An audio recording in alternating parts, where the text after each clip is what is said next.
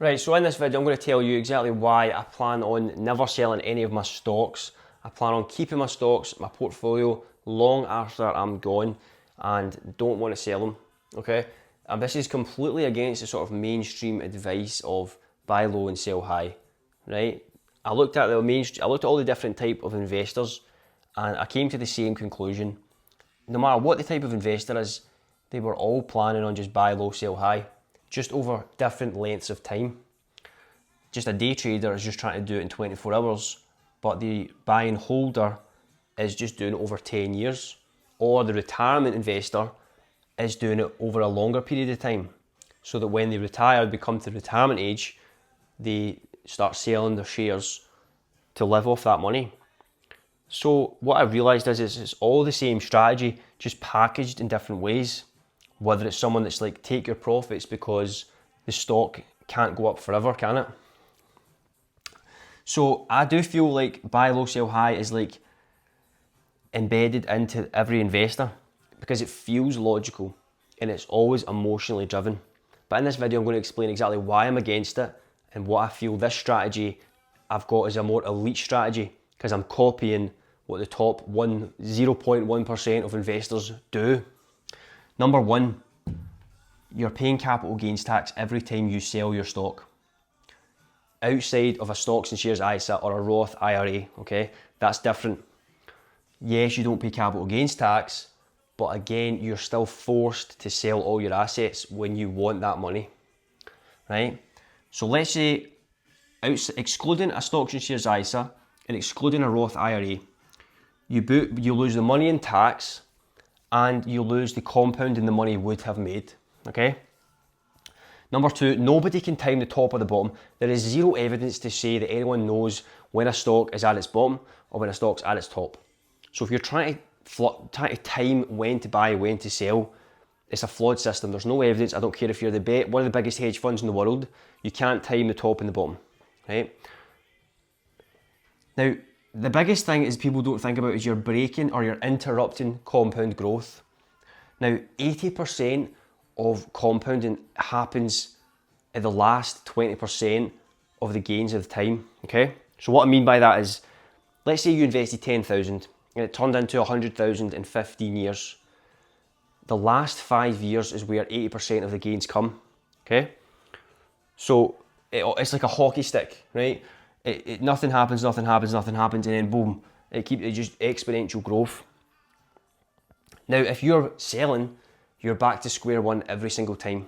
So that's a problem.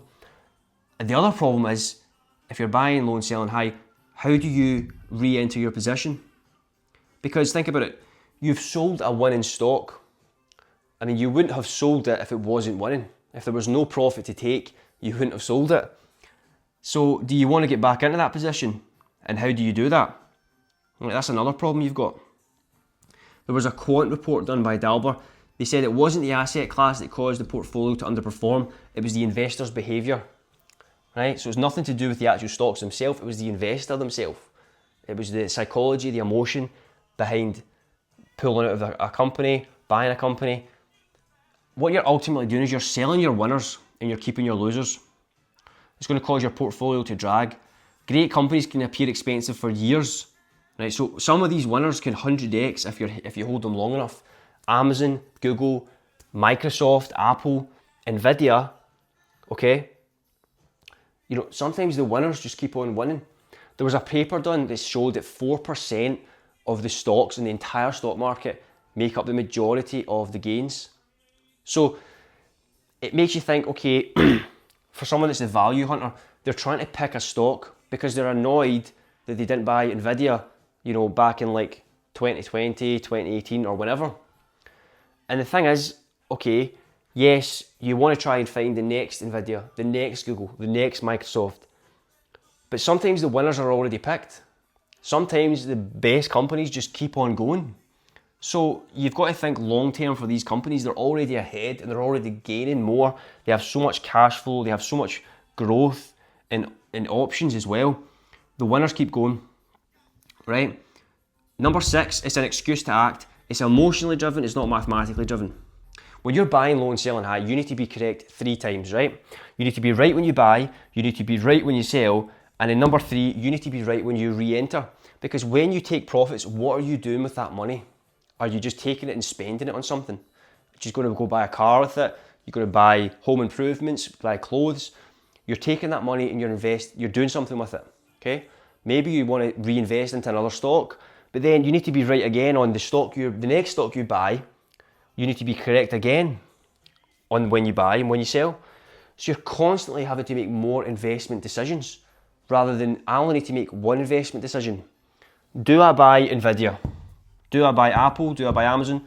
Yes or no? One decision and I buy it and I let it go, right? The elite strategy, this is the elite strategy. There's a lot of entrepreneurs and a lot of people that can make a lot of money. They have a high income, but they don't have a high amount of assets, okay? What I mean by that is there's a lot of people that can make a lot of money, but they could be using their money so much more wiser if they follow the elite strategy, which I'm going to talk about. You buy once, you keep buying, and you let it compound. This is the Warren Buffett strategy. And instead of selling the stocks, you borrow against the stocks. So people are quite comfortable to take a mortgage out on a property, but when it's the same strategy for stocks, it causes a lot of fear and uncertainty. Because the truth is, there is no financial advisor on earth, wealth manager, anyone that's going to tell or advise anyone to borrow against stocks. It's just something you have to figure out. It's sort of held amongst the private banks. This is you're talking about these Swiss banks and, Julius Baer or, JP Morgan private bank, Goldman Sachs. This is like the sort of guarded secret amongst them because there's no other way to access this information unless you just learn it for yourself. And that's what I chose to do. Here's an example. You take £100,000 or dollars out and you borrow it at 4%. That's borrowed against my portfolio, for example. Okay? So I'm borrowing that against Amazon, Nvidia, Apple, or whoever the stock may be. Personally, I wouldn't use any of these 3 because they're quite volatile. I would rather, like a more low beta stock. Okay, let me think like a Coca-Cola, right? Coca-Cola or Berkshire Hathaway, companies that have really low movement.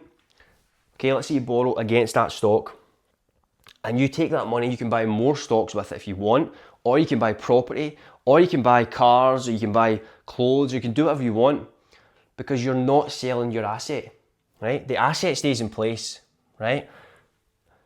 This is what the elite strategy does. This is what's happening amongst private banks, sovereign wealth funds. They don't sell, they let it grow and grow and grow, right? You borrow at 4% interest rate. Is that a high interest rate? Now, how do you decide if your interest rate is high or low? Well, you have to compare it against inflation. Now, I worked in the mortgage industry for over 10 years and I never once knew how to calculate the true interest rate. I know it sounds strange, but I just never thought about it. I just thought, okay, whatever the Bank of England base rate is, or whatever the Fed funds rate is, that's what the interest rates are. That's how we decide if they're high or low. But it's not. Inflation is what decides. So if inflation's 4%, your interest rate's 4%, the true cost is 0% rate. That's how you decide how much you're paying on your debt. Inflation will erode your debt over time. See, inflation is bad for savers, but it's good for people that have debt. So the society is trained to debt is bad, debt is bad. Now some debt is bad, okay? A credit card on 40% APR or car finance on a liability, this is bad debt. But if you're taking debt to buy assets and the interest rate is the same as inflation or less, that is good debt, okay? This is exactly what the government do. The US government use inflation as a weapon against their debt. Let's just look at the US, for example. The US has 30 trillion in debt. Do you think they plan on ever paying that debt off? They don't, okay? They're not going to pay the debt off.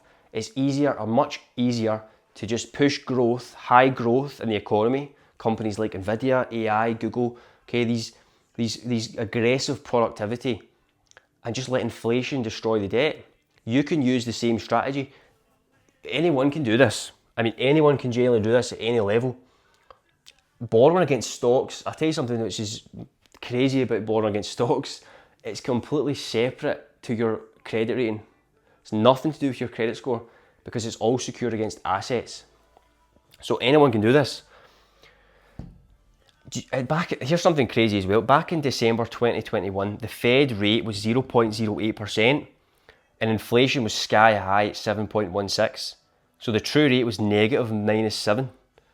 -7% inflation was you're practically getting paid to borrow money at this point. Okay? And that's at that point, that's when the Fed say, right, we have to put the rates up to control this because inflation's just spiraling out of control. But it gives you an example, okay, of the way that people are looking at debt is sort of different to the way the wealthy do. The wealthy view debt as a tool. That's what they use to buy the Lamborghinis and buy the yachts in Monaco. Okay, they've got portfolios in Switzerland and Monaco, offshore, and they have assets, they have stocks, and they're borrowing from the private bank to buy their liabilities. That's how they buy the supercars and the yachts. They don't use cash to buy it. Why would you use cash if cash can be used to buy assets? Now, okay, you might be saying, okay, am I saying that never sell any stock at any time? Because the biggest objection I get is, well, you know, Berkshire Hathaway sells stocks. They still sell. Warren Buffett still sells. Yes, but not for the same reasons a retail investor sells. A retail investor sells to take profit. Berkshire and professional investors only sell when the business is broken or there's fundamentals wrong. But even Warren Buffett will tell you the biggest mistakes he's made is also from selling. He sold Disney and Costco too early, right? But there's other companies he kept, Coca-Cola and Amex, for example. He never will sell a great business. In his eyes, he'll hold that forever and let compounding work for him. He's just relies on patience and let time do the work for him, rather than trying to time the market or just taking profits for the sake of taking profits. You can't compare yourself to a professional investor who's been doing it for like 80 years of his life, 70 years of his life. Okay, so yes, they sell, but for different reasons to why retail investors sell. They're selling because they want to buy low and sell high, right? Whereas Berkshire and Warren Buffett is selling for different reasons. Okay, core fundamental. If it's a great business and he sees the future in it, he won't sell it. Okay, so this is the elite strategy that I'm using. You can use it, anyone can do this. It's mostly psychological, but if you look at the math behind it and you look at the charts of these companies, they just continue to go up in value because the financial system is on your side. If you hold assets, inflation can't touch it because these companies have pricing power.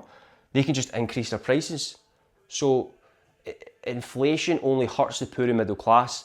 So if you're relying on a job to get the money, then if you don't have any assets, inflation will destroy you. Or if you just save the cash, inflation will just destroy the cash. Whereas you can use the same strategy that governments use and have the backing of the entire financial system. The financial system protects your assets because they're designed to go up with inflation, and no matter what obviously the Fed is doing. Okay, so and a lot of people worry about the debt of the US. Now the only strategy for them to fix that is either growth or inflation. Both things result in the stock market still going up. So listen, I'm going to make more videos on this, but I just wanted to explain my philosophy, my investing philosophy. Is not something I've just came up with myself. This is backed by lots of data. White papers from quants have proven this. And it's not something that will get taught really by any financial advisors or any CFAs or anyone like that, because it's sort of kept in the dark amongst private banks and institutions. But anyone can do it. You can do it today. And basically it's nice and simple. You only make one decision, pick a company, buy it, keep it, hold it. And the specifics I'll do in another video.